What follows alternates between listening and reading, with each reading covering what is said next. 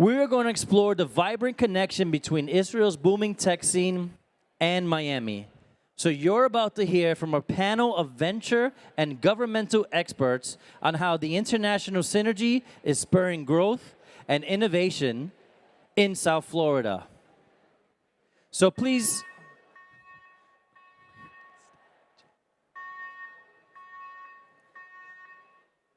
I think these panels have just been on fire all day.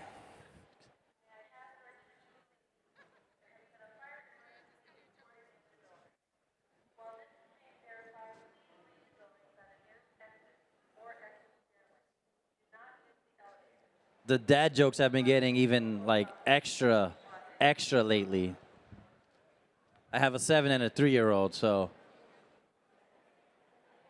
I don't see anybody running that it looks like security. Except me, but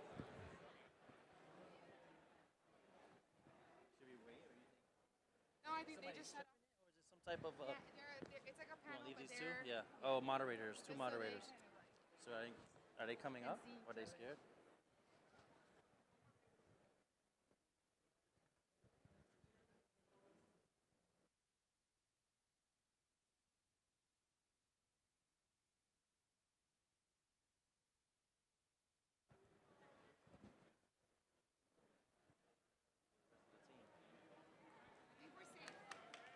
All right. Coast is clear. Wait, is that the applause mean coast is clear or picture's over? Okay, don't blame me for anything, please. My insurance won't cover it. All right, so please welcome to the stage Laura, Salomon, Pam, Nimrod, Oded, and Bo.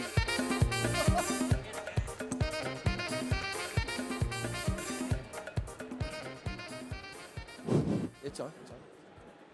Go, talk. Hello, everybody. My name is Oded Eliashiv from Nova Gesher Ventures. And we have an Israeli pavilion here just around the corner with 12 amazing companies. And I have to speak brief because we have a little time for us. We had 12 companies that came over from Israel this week. That was very, very challenging.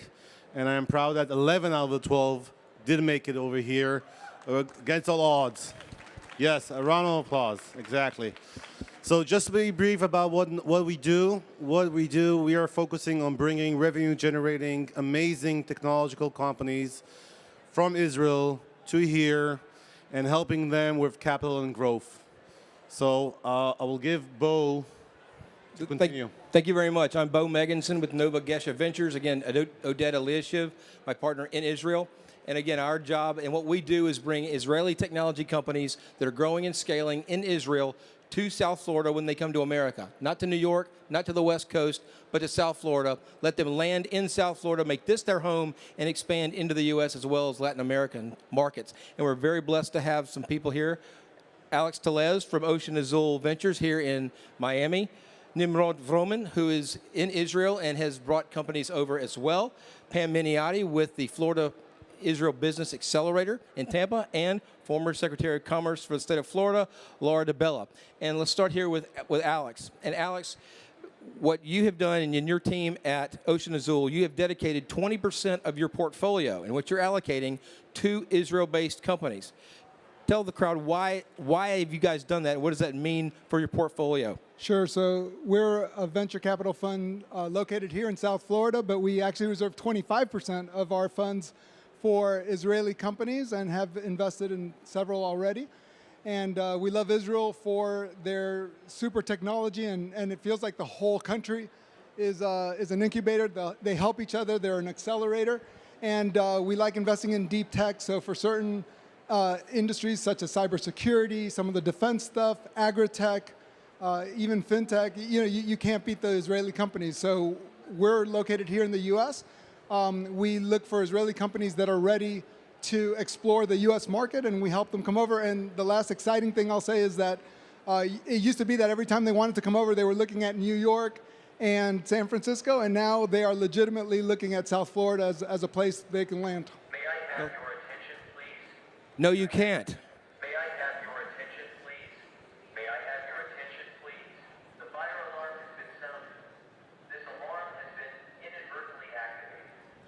Of course it was. and enjoy the rest of your visit. Thank you very much, Alex. I appreciate that. Inconvenience this may have caused. Thank So, you for your patience and cooperation. Nimrod, Vromen, you've brought over companies and had success growing Israeli companies and have identified Florida as a place to do that. Talk about and tell the crowd why Florida and why you're looking here. Okay. I'm excited to be here, first of all, and thanks to all of you for listening. I've been a corporate lawyer for 16 years, and I've worked with 500 Israeli startups from inception through to wherever they got to in their life cycle. When I started my career, I wanted to get to know the meccas of tech ecosystems. So I took 12 vacation days. My firm wouldn't send me anywhere at the time. And I went to Palo Alto and New York because that's where all the companies were going. Then over the years, I started seeing founders, the braver ones, who were not getting good traction in San Francisco because they weren't doing cyber, they weren't doing SaaS, they were doing retail tech and food tech and stuff like that. And they said, hey, Miami's really cool. It's working out for us.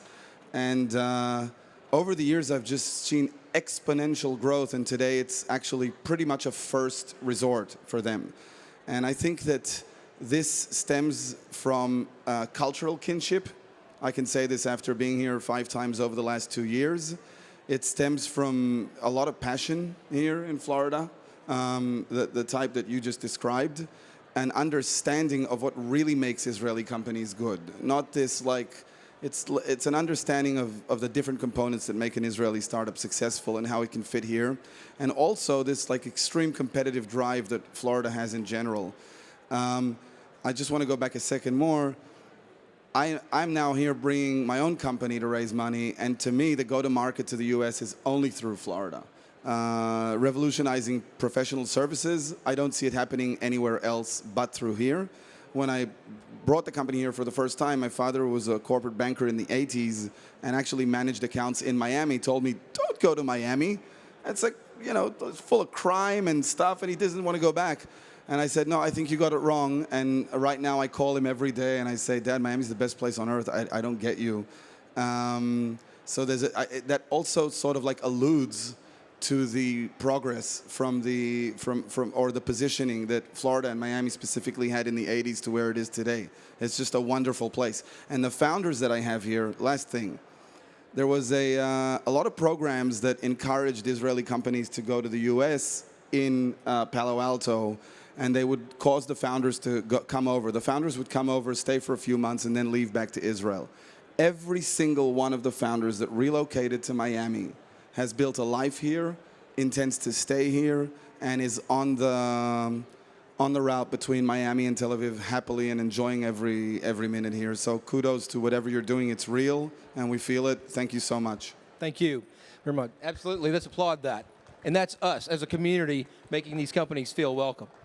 Pam Miniati with Florida-Isreal Business Accelerator. And what they do is they work with Israeli-based companies that are coming to Florida and help them expand with business development relationships and introductions into the country. So Pam, talk about what you're wanting to do, why you see Florida being the place, and what you guys are doing to help these companies.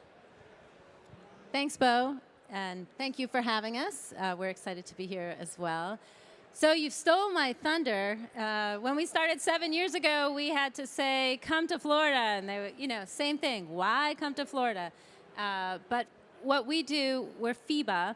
And again, we work with the companies on their business development efforts. And we have to give a lot of credit to our Florida government, who is incredibly supportive of our organization as we're a nonprofit, and in creating a climate here in Florida that is very open and welcoming to Israeli companies. And over the past 7 years, we have worked with over 90 Israeli companies. 34 of those companies now have a presence here in Florida. And it's the same thing. They come here, they experience being here in Florida, and they feel that sense of community, both the business community that we're connecting them to, as well as just the community in general. And they want to stay.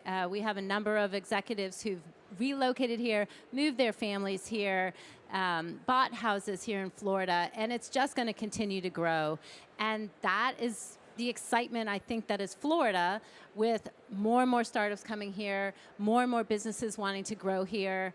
And these companies have also created over 120 high-skilled jobs, and 10 of these companies have had an exit or an IPO. So we are really trying to make an economic impact in Florida. And everyone knows Israel is the startup nation, and there's so much technology that begins there and starts there, and then the next step for growth is really to come here to the US.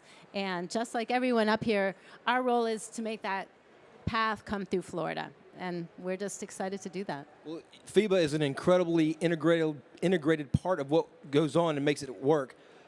Alex brings the capital, you bring the legal components, you guys help with the business development piece, and of course on the government side, Laura DiBella, former Secretary of Commerce for the state of Florida. What is the state's approach, and what does the state see, and what do you see as far as this relationship goes going forward? Well, first, I get the benefit of saying everything they said is exactly what I wanted to say, but it was just, we could not be who we are, the state of Florida, without our relationships with our international partners. And Israel is such a huge partner to us in terms of trade secrets, you know, all of the intelligence and the interaction that we have, the innovation. We had signed an innovation MOU with the Innovation Bridge, Israel Innovation Authority last year. So there's a lot of symbiotic relationships that we have with Israel, in addition to the fact that our climates are the same, our culturals are the same, everything is more or less very much replicated in both areas. We're very much kindred spirits. So Florida being the 14th largest economy in the world now at 1.7 almost trillion in GDP, all of that comes from this hotbed of activity and the influx in migration with primarily our international partners. So of the roughly 1,000 companies that come here, people that come here every day, about 25% of those are international. Miami is the recipient of much of that influx activity. So no matter the culture, we're talking about Israel here today, but no matter who we're speaking to, there's a reason why they want to descend upon Miami, and it has everything to do with the blend of culture, the can-do spirit, because there is a lot of first-generation Americans here, and also the ability to, the connectivity to Latin America, and also the fact that we're on the eastern seaboard here. The Eastern time zone is a driver for a lot of global business now in the past couple years, and it has really been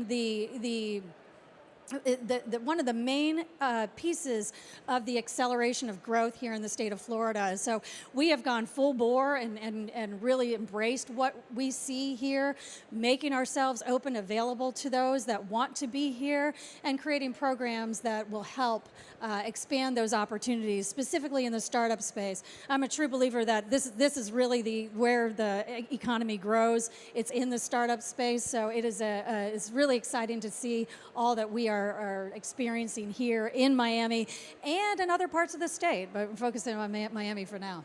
Well, thank you, Laura. And last question, we've heard a lot that the influx to Miami and South Florida, or Florida in general, is just a post-COVID situation. It's a post-COVID reaction that everybody's going to go back in Miami or Florida or Tampa or wherever. It's going to go back to the way it was.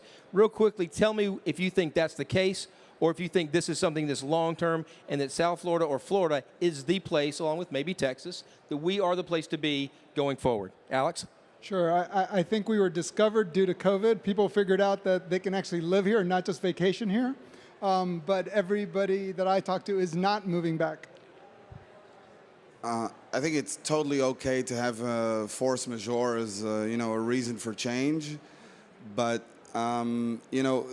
government sectors will say what they want, but then there are the select few that actually execute passionately, which is what we feel as entrepreneurs. Israeli innovation, the amount is fixed. There's always going to be 2,000 startups, 1,600, 2,000 a year. They want to get to this market, to the U.S. Investors are going to continue to want to make money. It's what you do and the way that you execute your plans and how well you avoid the laurels, resting on the laurels, that makes this a long-term thing, regardless of how it started with COVID. And I feel like that. I feel like the culture here happily avoids resting on the laurels. That's my feeling after being here for quite a while. So I totally see this long term. And the other thing is that the founders just stay here. They live here, so they're gonna. The connection is gonna get stronger. They don't look to escape back, which is something that other states do end up. Does end up happening in other states. And I think the traffic will validate what you're saying about people staying here. I think that's the case. Anybody else? Pam? You can come to our booth and learn about both air traffic and ground traffic. Pavilion, not the pavilion. Oh, pavilion, yes. So we started our initiative way before COVID, and we say this all the time, and Nimrod just said this, you can go to other states and you just have to wait in line. The access to capital, the access to customers, it's saturated. And the Florida business community is open and welcoming and wants to grow and wants to embrace these startups. So I don't ever see that changing. I see these people coming, these companies growing, the capital coming and growing here, which is always a good thing. And customers, as they're maturing, are more open to Israeli technology and recognizing that Israeli technology solves some really acute problems. And Florida's not going anywhere. Thank you. Laura? I 100% agree. This isn't stopping. This train is not stopping. It's not slowing down. COVID simply accelerated what was already happening, and I think, quite frankly, we're just scratching the surface of what's really what's ahead. We have plenty of runway ahead of us here in the state as far as what can be done, and I just think more relationships like we have with our partners in Israel and of course all the other countries is the only way to go. So there's a reason why we're the third largest state and the fastest growing state in the nation. It has everything to do with that. So it's well, very good. Well, let's give our panel a round of applause and thank them for their input. Thank you, ladies and gentlemen. We're going to now have 3 companies. We've heard about the Israeli technology companies coming here. We're going to have 3 companies give you a quick lightning pitch, a couple of minutes, talking about why they're here, why they're coming to the U.S., what their value is, and let you see firsthand what some of these companies are. So, ladies and gentlemen, you're excused. Thank you very much. And our first company is going to be, again, thank you very much. Again, we appreciate their participation. The first company is going to be a aviation technology company. I'm sure all of us heard about the attacks in Israel this weekend from the drones that came from Iran. We're going to have 2 technology companies that are directly utilized by the IDF and helped divert and protect the country against those drone technology companies. Those drone attacks, excuse me. One is called Wonder Robotics. We're going to call them up. Idan is the president of that company. He's going to come up and give you a quick 2.5, 3 minute pitch about what their company does, their value, and why they're excited about coming here to the U.S. So Wonder Robotics, please come forward. Three is out right now. Works? Introduce yourself. Thank you very much, Bo. Hello to everybody. My name is Idan Shimon. I'm from Wonder Robotics, an Israeli company in the field of drones, drone autonomy. I'm the founder and CEO. Well, everybody talks about drones, and you also see a lot of technology here, but when you walk outside in the streets of Miami, when you look up, you don't really see drones. And the reason for that, 2 main reasons. First of all, regulation is not there yet. Regulators want drones to be very, very safe before they allow them to fly over people. Another reason for that is that drones are still quite expensive to operate, and mainly because they rely on quite a lot of people to operate them from the ground. Autonomy, what we do in the company, we do autonomy. What is autonomy? So we do this sensor that acts exactly like the human vision with 2 eyes. We put it on a drone, and it acts exactly like a pilot of a helicopter. A pilot on a helicopter, he looks down, he knows how to land. He can land in emergency, understanding obstacles. He sees a power cable, a pole. He can navigate, even without GPS. He knows where to go. He can navigate the helicopter by himself. That's exactly our system. It looks at the world, understands the world, and provide all these autonomous capabilities as if you would put a real pilot on the drone. If you solve autonomy issues, this is the key enabler to really make drones happen, because then regulation will allow the drones to fly over people. They will be much safer. They will understand what's going on below them. And on the other hand, you will not need so many people to operate drones, so you will make them cost effective. So drone autonomy is the enabler for this market. And we came here to the US. We are an Israeli company. We are installed on numerous drones in Israel. We have issues related to GPS issues, communication issues. But the market here in the US, especially the commercial market for drone delivery, this is where it's going to happen. And that's why we want to come here. I think Florida is an amazing place. All the East Coast, a lot of drone companies, a lot of our current customers. And we came here to investigate how we come to the US and establish ourselves as a US company. That's it. Thank you very much. Okay. Just take that with you. Okay. Our next company is a company called Sciline, S-C-I-E-L-I-N-E. And what they do is take R&D data, process it, make it more efficient, and allow companies that are doing R&D, whatever kind of research, pharmaceutical, scientific, allows them to reach their conclusions sooner, as well as be able to operate in a more efficient way. So, Sciline, Guy on bar, and Sachel, come forward. Thank you. You got here. Hi, everyone. I'm Sachel, and this is Guy, and we're here to introduce Sciline. It's a data-centric SaaS R&D platform revolutionizing the chemistry, biotech, and food and beverage industries. Innovation is the lifeblood of any company and is the responsibility of the R&D group to drive this innovation. Currently, scientific R&D requires up to 2 years and thousands of experiments to bring a product to market. Unfortunately, much of this work is still done in silos using spreadsheets and even paper. This leads to inefficient data management, long development timelines, and exorbitant costs. It might come to a surprise for many of you to learn that many science-based companies lag far behind other sectors, such as finance, in their adoption of digital solutions. According to McKinsey, this lack of efficiency is costing the pharma industry alone $100 billion a year. So you can see what kind of market opportunity this presents. Having 25 years of experience in bioinformatics and software development, Guy and our team have not only seen some of these issues firsthand, but they also have the domain expertise to solve them effectively. Yeah. Working for companies such as Merck and other global companies, we've seen this issue firsthand. And after these positions, I've also founded my own companies, worked as an executive in several pharma, biotech, food tech companies, and again, seen this firsthand, this lack of efficiency, lack of data management solutions for these industries.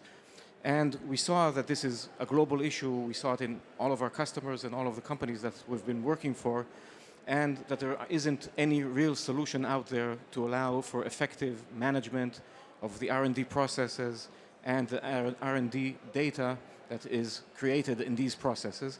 And we decided to develop Sciline as a result, putting in quite a lot of money, first myself and then with investors, and today we're in production in several key customers around the world in these industries. Sciline is the only data-centric platform purpose-built for R&D across 3 industries: biotech, specialty chemistry, and food and beverage.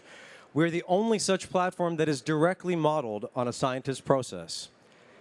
Founded in 2021, as Guy was saying, we already have several global Tier 1 paying customers running Sciline 24/7 in their R&D labs. They tell us that just as Salesforce has turned their processes from spreadsheets to platform and made their sales processes more efficient, Sciline is making R&D processes more efficient, far more efficient by turning spreadsheets into platform. They value the data management and transparency Sciline is providing them. Now they're able to capture and leverage their own data like never before. As a result, they've reported that their R&D processes have been shortened by up to 40%. As we look to expand our client base, we're driving Sciline's roadmap into AI, leveraging rich proprietary data sets to train AI models. This ensures that Sciline remains at the forefront of innovation. We hope to talk to you more about how Sciline is revolutionizing R&D. Thank you very much. Thank you.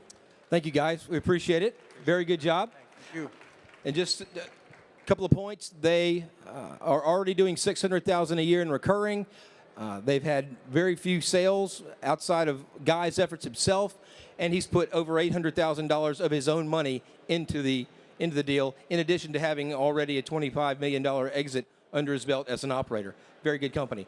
Our last company is another one of those drone management companies I referenced.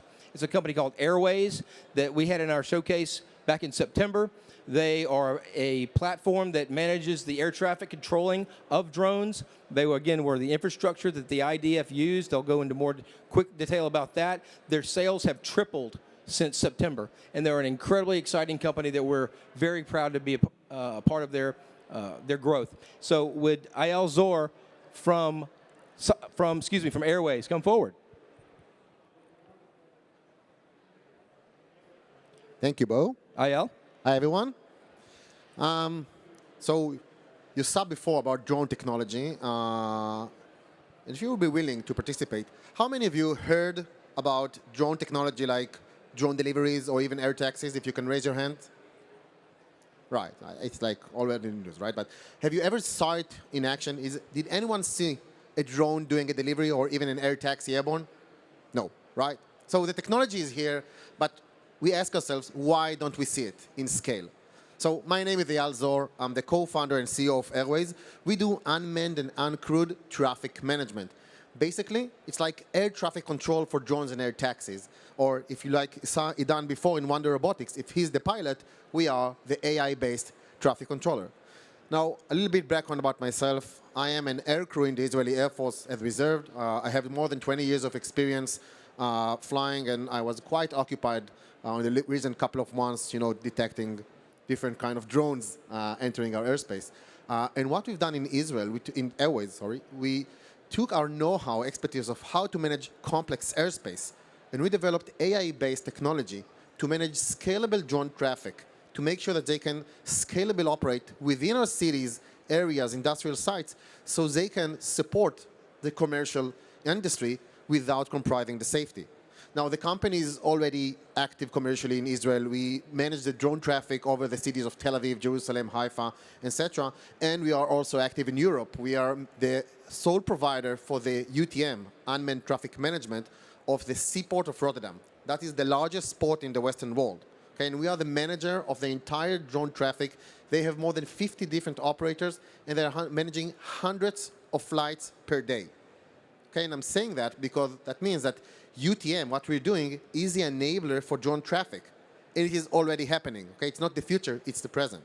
And we've chosen to come to Miami, Florida, because we believe that our entrance to the US market is going to be here. And we already met with entities here in Miami, like the city, Miami Port, Miami International Airport, in order to help them bring drone traffic to fly safely over our heads and improve their way of life. Also, to help develop the vertiports and the upcoming air taxis. So the company is already commercially active. I can say that we have an ARR of 7 digits, and we are now doing, of course, our entrance to the US market, looking for specific partners to join our collaboration, and of course, we are now doing our A round. So we'll be happy to speak with any relevant investors or potential partners with our way up towards the US market. Thank you very much for your time. Thank you, Ayal. Very good.